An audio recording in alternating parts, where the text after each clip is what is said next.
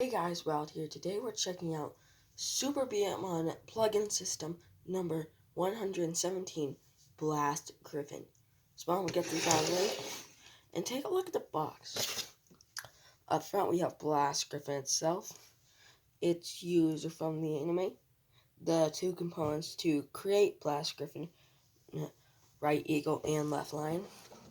On this side we have showing off right eagle and left line firing, showing off a customization option with Blast Griffin as well as its special wing. On the other side, we have, once again, left line and right eagle as well as Blast Griffin itself. And it also has showing off what you can do with the leftover parts from the combination. On the top, we have showing off all the different parts of Blast Griffin. Then on the back, we have a schematic of Blast Griffin, its sprues, the plugin system logo, and its number. Also included is a sticker sheet. Now, something to be aware of is that since Super B-daman are so old, there's a very likely chance that all of the adhesive on the stickers has dried up. Surprisingly, that hasn't happened for me. Also included is an instruction sheet. Now, something to be aware of is these B-daman are much older, and almost every single B-daman in Super B-daman, starting from plugin all the way to the very end of Super B-daman, are a bit more complicated than your average crossfight or battle B-daman to build. Also included is one standard B-daman. Be aware that the Super B-daman marbles are a bit smaller than the crossfight and battle B-daman marbles. They're about the same size as Crash B-daman marbles. So be careful of that, since they are much older, it's a lot more brittle, the plastic is. So definitely be careful with what you're putting in it. Now I will be taking a look at left line and right eagle down the line in their own individual reviews. This review is just for Blast Griffin itself. So why don't we combine it? Let's get right eagle out of the way, because we really only need one of them for this, since they both are exactly the same, at least with how they combine. First of all, push this in, take off the foot part, slide off the trigger, slide off the back hatch, and then you're going to take off this kind of ears / crest. You're going to slide it forward. Now, as I said before, very old, very brittle plastic. And one time while I was doing this combination, this ear actually broke off. So now I just kind of keep it in place with some sticky tack. Then what you're going to do is split them apart and push that, and push in the whole part. So once you've done the exact same thing with right eagle, what you're going to need is to each half that has the wing. You only need one of the triggers. It doesn't matter which one, because they're both the same. Same thing goes with the foot part and the back hatch. You're also going to need the ear / crest piece from left line. Just as parts we can get out of the way. So now, why don't we put it together? First up, we're going to take the two halves and just kind of snap them together.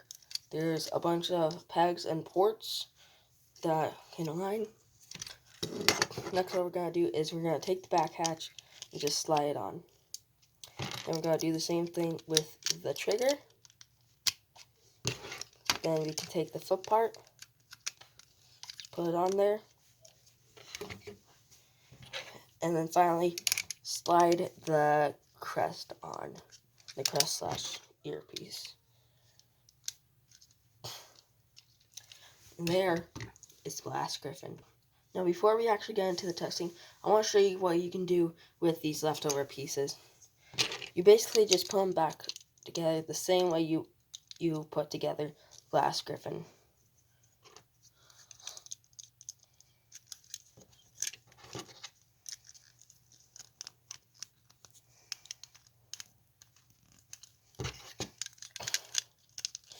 And what you're left with is this shell of a B-daman. As you can see, it doesn't have any hole parts, so there's nothing keeping from a marble from just falling out. Yes, it does have a trigger, but honestly, it can't really do much. So now, let's actually take a look at Glass Griffin up close. First up, you have this horn, which you can use for aligning your shots. It also has these two big wings, which make a very comfortable and sturdy grip. Also, it does have these 4 hold parts. So, yeah. Now, let's get into the testing. Let's start with the control test.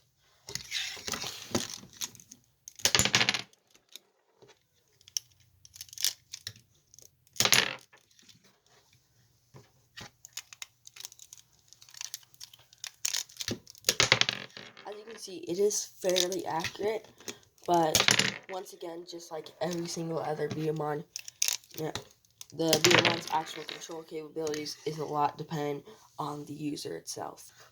Now we're going to skip straight to the power test. I unfortunately cannot do a rapid fire test with this B-daman currently. I do not own any Battle B-daman, well, sorry, I meant Super B-daman magazines. I only have 1 marble for this guy.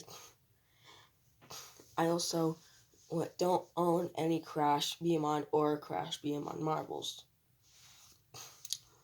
But trust me, this guy is about to put on a show.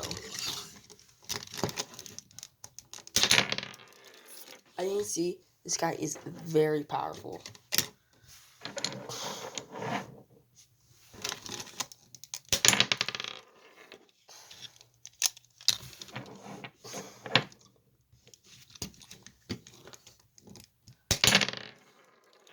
So yeah, very powerful. Now, it doesn't have any actual stats on the box and it doesn't say what typing it is, but I assume it would be probably a control power type, or just kind of a balance. So overall, this B-daman is very powerful and has some really good accuracy. But you definitely need to be very careful with this guy, because he is a bit brittle. That said, he is definitely one of my favorite B-daman, so as long as you don't play super rough with it, it should be fine. And I also do recommend you get this B-daman, especially if you are a collector. It's very nice to have some older B-daman in your collection, especially if someday you might think about selling your collection, because these B-daman can actually go for quite a price. However, I surprisingly got this B-daman for only $25. That was surprisingly cheap. Honestly, this isn't one of the most expensive or popular Zero B-daman, but I do still love it, and I do highly recommend you pick it up. Anyway, I'm Wild, and I'll see you guys next time.